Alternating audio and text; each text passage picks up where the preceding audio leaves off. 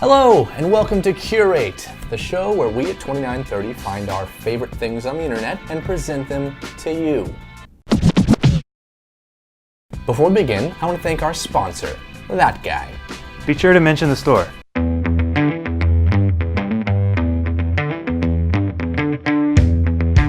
Yeah, okay, great, thanks. At number 5 today, we have In Space We Trust. In Space We Trust is an interactive timeline of all the major events in space exploration.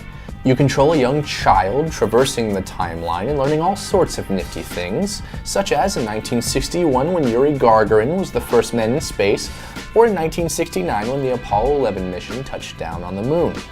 It's a beautifully designed learning tool that emulates the feeling that anything is possible.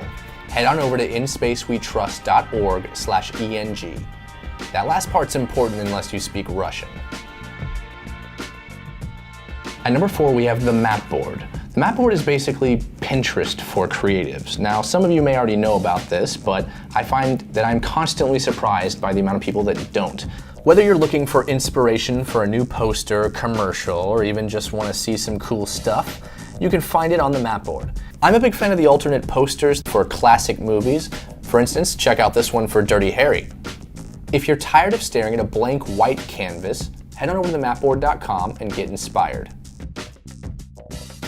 Number 3, sometimes you find things on the internet that are equal parts awesome and the weirdest thing you've ever seen. Meet Graham is one of those things. Graham is a model of what a human would look like if we had evolved to survive the impact of a car collision. Graham looks like something out of a horror movie, but clicking around and learning about why he looks that way is a very rewarding experience that provides perspective on how fragile humans are. Speaking as someone who has been injured in a car accident, I can say that the lesson that we're not all invincible is one that many drivers need to take to heart.